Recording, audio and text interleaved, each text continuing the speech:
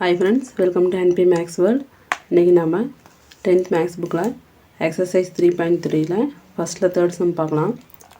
Find the LCM and GCD for the following and verify that f of x into g of x equal to LCM and GCD.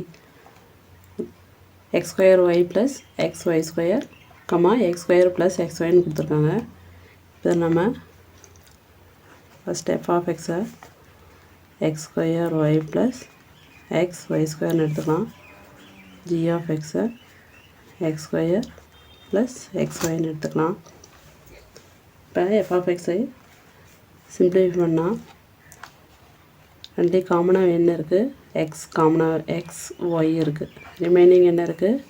இதுலேருந்து x எடுத்தாச்சு y எடுத்தாச்சு. Remaining x plus இங்கே xy காமனாக வெளியே எடுத்துட்டா plus y. அதே மாதிரி இங்கே g of xல இங்கே x ஸ்கொயர் ப்ளஸ் xy இருக்கிறதுலேருந்து காமனாக x வெளியே எடுத்துடலாம். ரிமைனிங் என்ன இருக்கும்? 1x போய்ட்டா x ப்ளஸ் x போய்ட்டா y. இப்போ GCD ஃபைண்ட் அவுட் பண்ணலாம். f of x, g of x இந்த ரெண்டே காமனாக என்ன இருக்குது?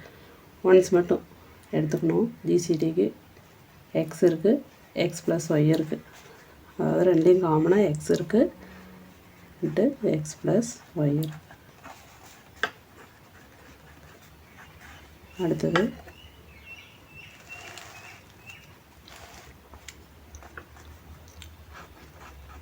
f of x, g of xக்கு LCM எடுக்கலாம். LCM வந்து காமனாக இருக்கிறது 1 எடுத்துகிட்டு ரிமைனிங் அப்படியே போட்டுக்கணும். 2xல ஒரு x, அடுத்து y அப்படியே போட்டுக்கலாம். x ப்ளஸ் yல 1 மட்டும் போட்டுக்கணும். LCM.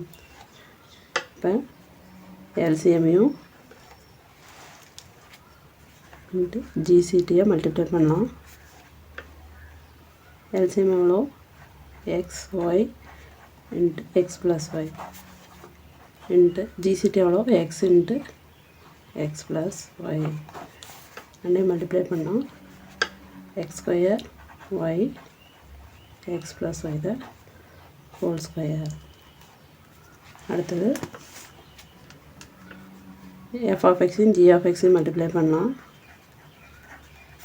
f of x என்னது? xy into x plus y. g of x என்னது? x into x plus y.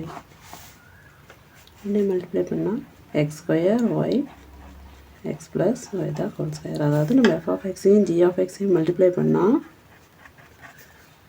equal to LCM and GCD.